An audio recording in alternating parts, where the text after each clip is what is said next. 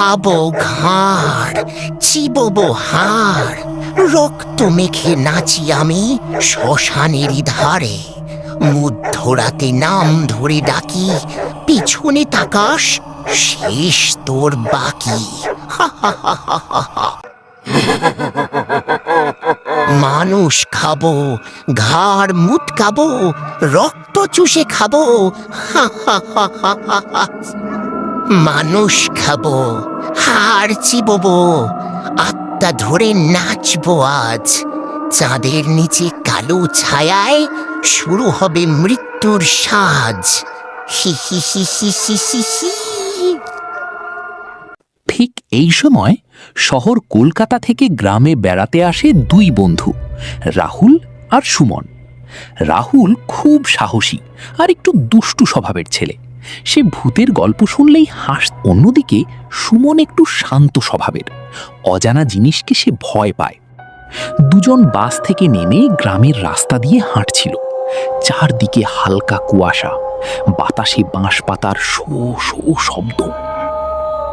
Wow, গ্রামটা তো সিনেমার মতো সুন্দর। সুন্দর ঠিকই, কিন্তু জায়গাটা কেমন যেন অদ্ভুত লাগছে। আরে ধুর, তুই সব কিছুতেই ভয় পাস। ঠিক তখন রাস্তার পাশে বসে থাকা এক বৃদ্ধ তাদের দিকে তাকালেন। তার চোখ দুটো কেমন যেন ভয়ে ভরা। তোমরা শহর থেকে এসেছো? হ্যাঁ দাদু। আজ রাতে ঘর থেকে বের হয়েও না। কেন? বৃদ্ধ ধীরে ধীরে বাঁশবনের দিকে আঙুল তুললেন। কারণ আজ পূর্ণিমা। আজ রাতে আবার বাঁশির সুর শোনা যাবে। হঠাৎ বাতাস জোরে বইতে শুরু করলো। দাদু, এই যুগে আবার ভূত আছে নাকি? বৃদ্ধের মুখ হঠাৎ গম্ভীর হয়ে গেল। বৃদ্ধ বলল, যারা বিশ্বাস করেনি তারা কেউ আর ফিরে আসেনি। কথাটা বলেই বৃদ্ধ ধীরে ধীরে উঠে চলে গেলেন।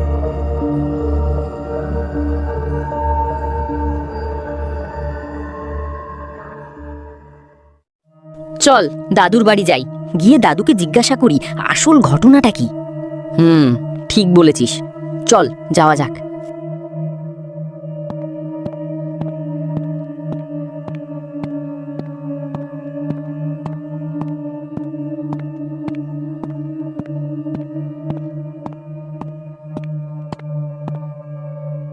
দাদু, ওই বাঁশিওয়ালার গল্পটা পুরো বলুন তো।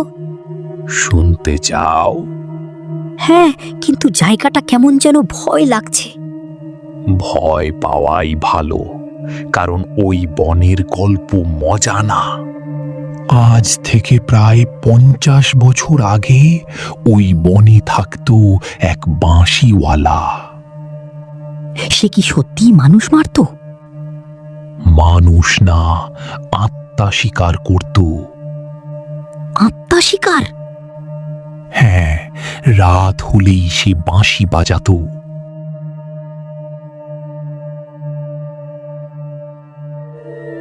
যে ওই সুর শুনত সে নিজের অজান্তেই বনের দিকে হাঁটতে শুরু করত। তারপর তারা আর ফিরত না। হয়তো বনে হারিয়ে যেত। না, তাহলে? কারণ পরে বনের ভেতরে পাওয়া গিয়েছিল মানুষের হাড়। হে ভগবান, গ্রামের মানুষ কিছু করেনি? করেছিল। কি করেছিল? পূর্ণিমার রাতে সবাই মশাল নিয়ে বনের ভেতরে ঢুকেছিল। ওরা ভেবেছিল বাঁশিওয়ালাকে মেরে ফেলবে। তারপর কি হলো? বনের মাঝখানে দাঁড়িয়েছিল সে। তার মুখ দেখা যাচ্ছিল? না, শুধু তার চোখ দুটো জ্বলছিল। ভয়ঙ্কর বাঁশির সুর। আর তারপর চারপাশের বাঁশগুলো নড়তে শুরু করলো। নড়তে শুরু করলো মানে? যেন জীবন্ত, অসম্ভব। মাটির নিচ থেকে হাত বের হচ্ছিল। থামুন দাদু। লোকগুলো ভয় পেয়ে আগুন ছুঁড়ে মারে তার দিকে। খাবো ঘাড়, চিবোবো হাড়, রক্ত মেখে নাচি আমি শ্মশানেরই ধারে। মধ্যরাতে নাম ধরে ডাকি, পিছনে তাকাস, শেষ তোর বাকি। রাহুল, আমার ভালো লাগছে না। তুই এত ভয় পাচ্ছিস কেন? দাদুর কথা শুনে শরীর ঠান্ডা হয়ে গেছে। ধুর, এসব শুনে ভয় পেলে চলবে?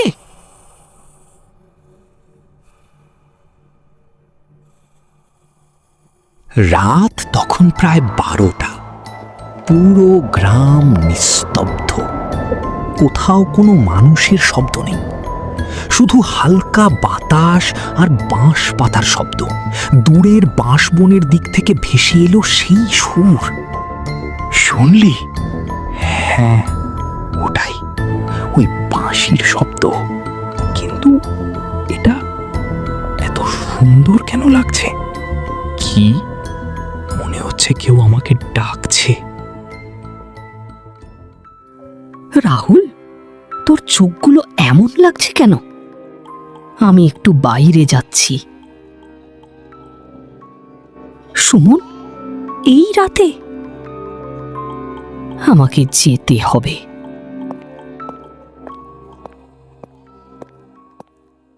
রাহুল ধীরে ধীরে বাঁশবনের দিকে হাঁটতে শুরু করলো। তার চোখে কোনো ভয় নেই, মনে হচ্ছে সে যেন সম্মোহিত হয়ে গেছে। সুমন ভয় পেয়েও তার পেছনে দৌড়ালো। রাহুল, ফিরে আয়, ওরা অপেক্ষা করছে। এসো, আরো কাছে এসো। আমার কিন্তু ভয় করছে। আজ রাতেই প্রমাণ হবে ওই বাঁশ বনে ভূত আছে নাকি সব গাঁজাখড়ি গল্প। ঠিক তখনই দূরের বাঁশবনের দিক থেকে খুব আস্তে একটা শব্দ ভেসে এলো, এবং সেই সুরটা মানুষের বাজানো কোনো সাধারণ বাঁশির মতো ছিল না।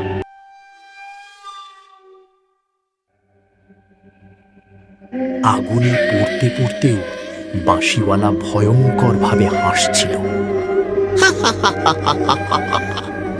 তারপর সে চিৎকার করে বলেছিল, আমার বাঁশির সুর কখনো থামবে না, আমি আবার ফিরে আসবো। হঠাৎ ঝড় শুরু হয়।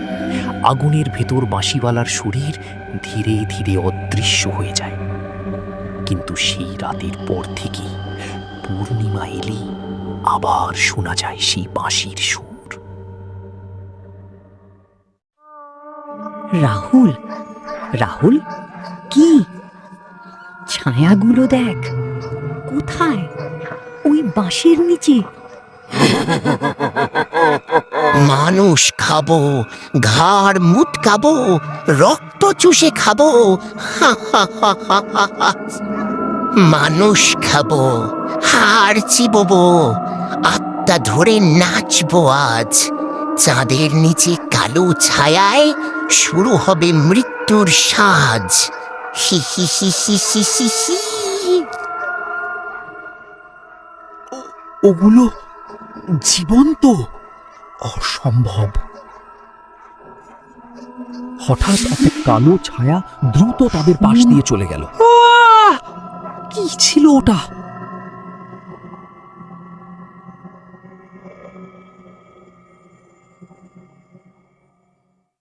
সুমন, আমরা ফিরে যাই প্লিজ।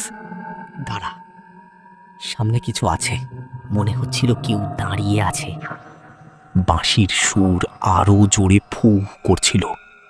ওটা কি মানুষ? জানি না। কে? কি কথা বলছে? হঠাৎ পুরো বাতাস ঠান্ডা হয়ে গেল। চারপাশে কুয়াশা আরো ঘন হতে লাগলো। আমার মনে হচ্ছে কেউ আমাদের দেখছে। ওরা খুব কাছে। ঠিক তখনই বাঁশবনের অন্ধকারের ভিতর দুটো লাল চোখ জ্বলে উঠল।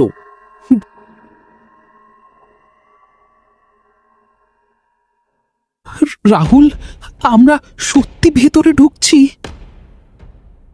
চুপ থাক, বাঁশির শব্দটা আরো পরিষ্কার শোনা যাচ্ছে। আমার মনে হচ্ছে এটা ফাঁদ। ফিরে যেতে চাইলে তুই যেতে পারিস, তোরে একা রেখে যাব নাকি?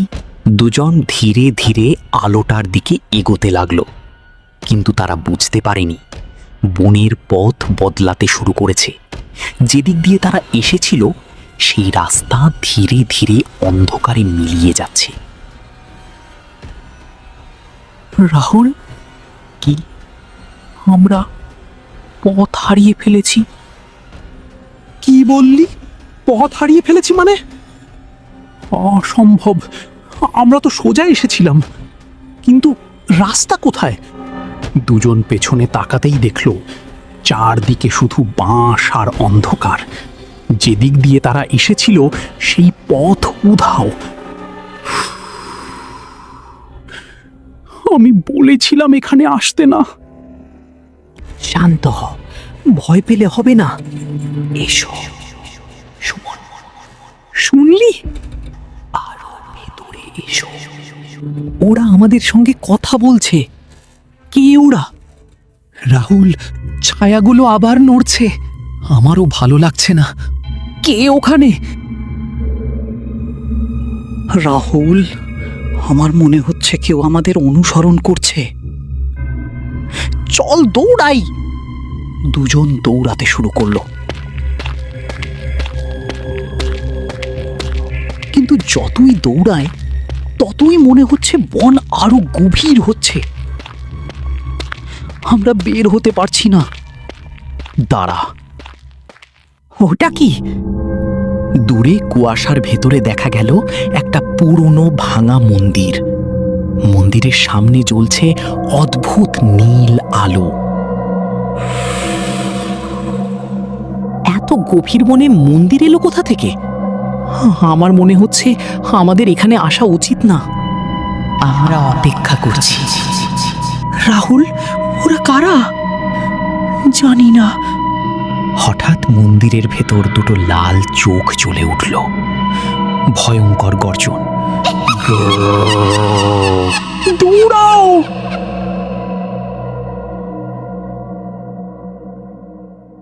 দৌড়াও! ওটা আমাদের দিকে আসছে।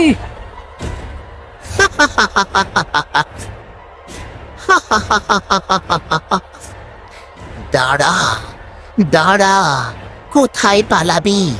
আজ তোকে আমি ছাড়বো না। মরবি, সবাই মরবি। এই শ্মশানের অন্ধকারে শুধু আমার হাসি শোনা যাবে।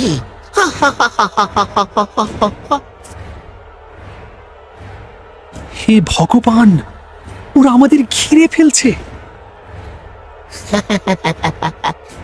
এই অন্ধকারে কি এসেছিস?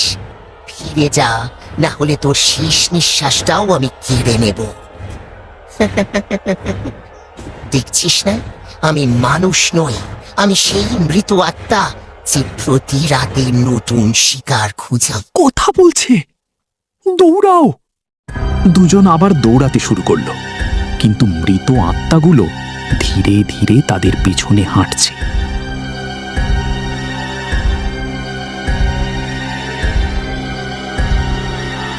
ওরা থামছে না। সামনে দেখ। দূরে আবার সেই নীল আলো দেখা গেল। ভৌতিক বাঁশির সুর আরো জোরে। হঠাৎ সব মৃত আত্মা একসাথে থেমে গেল। পুরো বন নিস্তব্ধ। কেন ওরা থেমে গেল? কারণ ওদের মালিক এসে গেছে। ওটাই বাঁশিওয়ালা। তার চোখগুলো দেখ। কালো ছায়ামূর্তিটা ধীরে ধীরে তাদের দিকে এগোতে লাগলো। অনেক দিন পর নতুন অতিথি। তোমার কি বাঁচবে না? সবাই মরবে। আমাদের যেতে দাও। এখানে কেউ আসে না, এখান থেকে কেউ ফিরেও যায় না। ওর পিছনে ওগুলো কি? আত্মা দাঁড়িয়ে। কুয়াশার ভেতর অসংখ্য মৃত আত্মা দাঁড়িয়েছিল। তাদের ফাঁকা চোখ শুধু রাহুল আর সুমনের দিকে তাকিয়ে। আমরা শেষ। তোমাদের আত্মাও আজ আমার হবে। না, আমাদের ছেড়ে দাও প্লিজ। আমরা কোন দিকে যাব? সব রাস্তা বন্ধ হয়ে গেছে, চারদিকে শুধু বাঁশ আর অন্ধকার। মনে হচ্ছে বনটা তাদের গিলে ফেলছে।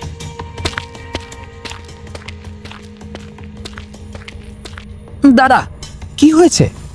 ওইদিকে একটা মশাল। সুমন দ্রুত মাটির উপর পড়ে থাকা পুরনো মশালটা তুলে নিল।